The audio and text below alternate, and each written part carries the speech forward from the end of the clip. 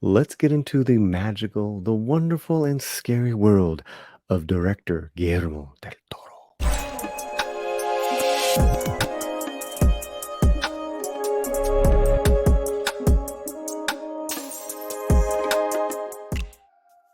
Paulie here on the Latino Slant. Thanks for being here. Consider becoming a member, subscribing, and all that good stuff. Also, too, to help this channel out, every cent counts. So consider a super chat or a super thanks during this video. Muchísimas gracias.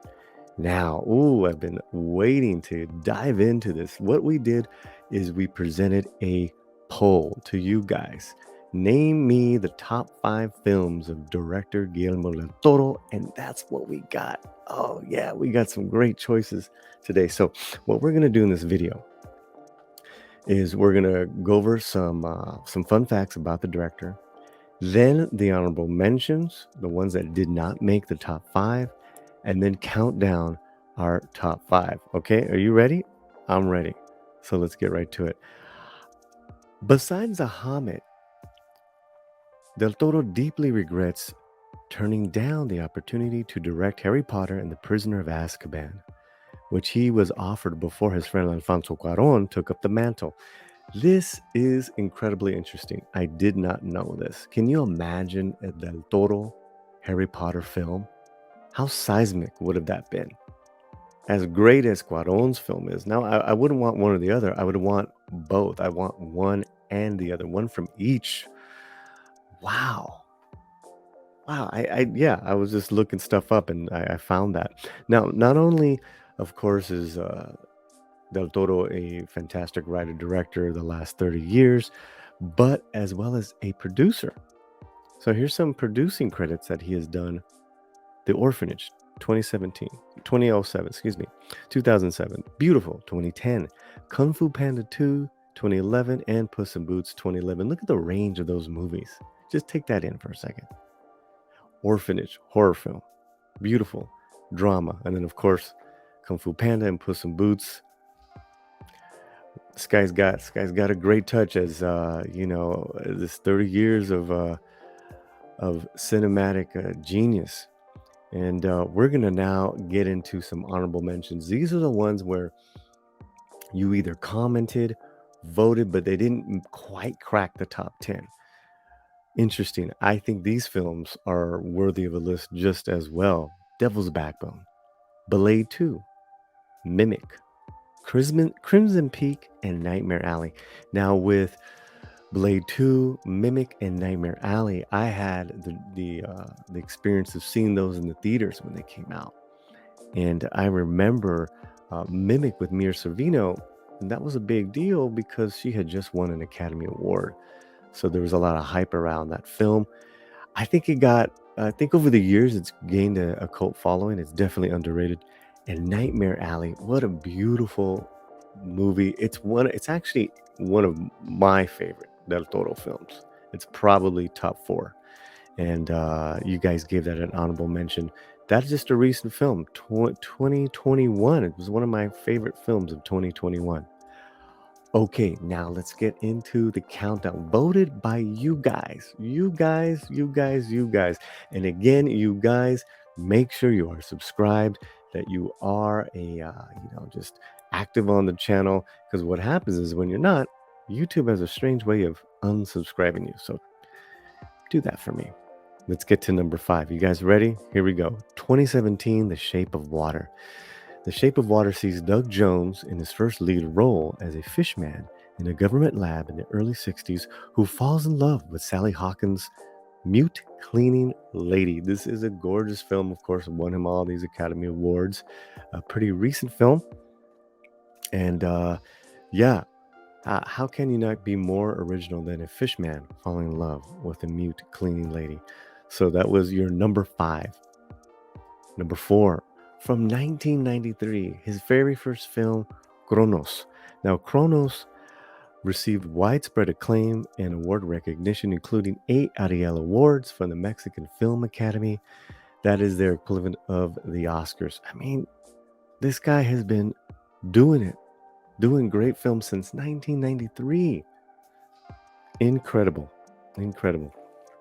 Now we go up to number 3, Hellboy 2004. And Hellboy, of course, the leading actor is Ron Perlman. He starred in 5 of the director's films in total. Of course, the 2 Hellboys. You can remember he was also had a brief appearance and a very memorable appearance in Pacific Rim. So Ron Perlman, and what Del Toro likes to do with Ron Perlman and aforementioned Doug Jones, he likes to work with those actors a lot. And that means he trusts those actors and their talents. He writes for them, he creates for them. And that is a lot of fun make-believe. Okay, we're heading into number 2. Number 2, voted by you, Pan's Labyrinth. Number 6, just one of the most original, brutal, beautiful films I've ever seen in the theater. It took 5 years for Del Toro to sketch out his stories for this film in his notebook. He's infamous for sketching out a lot of his films in his notebooks, and it takes him years to ferment his ideas, to get those ideas out into script form. Of course, starring also too the very wonderful Maribel Verdú. What a film! What a film! And great voting choices, guys. We have these incredible films that you guys have commented on and voted on. Well, we're up to number 1. We're up to number 1, and how original is this? The 2013 Pacific Rim. Yes, voted by you guys as number 1. And what I did is I saw the film again. I wanted to catch the flavors. Like, why did you guys vote? Because I hadn't seen Pacific Rim since it came out. And now that's almost 10 years ago. And I was reminded of just how original this story was. And I'm going to get to that in a second. But let's go to a couple of fun facts about this film. Del Toro's monster movie Pacific Rim was not just a glorious ode to the kaiju cinema, but also mecha anime as he loved as a child. So you can tell there's a lot of love in that film, a lot of originality. He also said the idea of the movie is just for us to trust each other, to cross over barriers of color, sex, beliefs, whatever, and just stick together. And I remember what an eclectic group of actors that he had put together.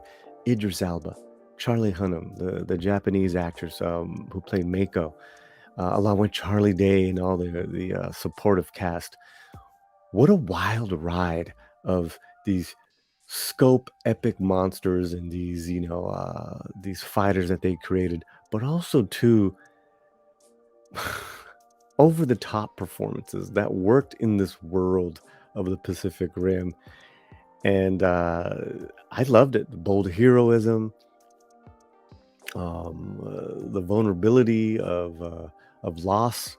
It was all there, and it's even better than ever. I would say it's one of my favorite original scary movies, or not scary movies, monster films mixing with sci-fi and fantasy. Just in the last 20 years, for me, it's been Return of the King. Pacific Rim is up there. Absolutely. And yeah, that is your top 5. Let's take that in for a second, guys. Let's review. Okay, let's review. Shape of Water, number 5. Kronos, number 4. Hellboy, number 3. Pan's Labyrinth, number 2. And Pacific Rim, number 1. I dare you, I challenge you, and great job, by the way. I challenge you guys to match up 5 other films by a single director, put their 5 films up against those 5 films that we did. I don't think you can, not in the scope of just different genres, so versatile and different from one to another. I mean, I who do you got? Who do you got? You could say, a Scorsese, maybe a Spielberg probably.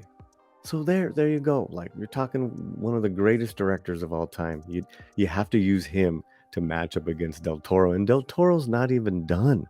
It's not even not even done. He's just getting work, just working. So that is your top five. I thank you guys so much for your votes. I thank you so much for your time putting into this. Comment. I want to know what you think. If do we miss anything? I don't think we did. I think we really got a great handle on the great Mexican writer director Guillermo del Toro. Yeah, that's it, guys. I love and appreciate you all. Don't forget, if you feel so kind, hit us up with a super chat. Keep the channel going.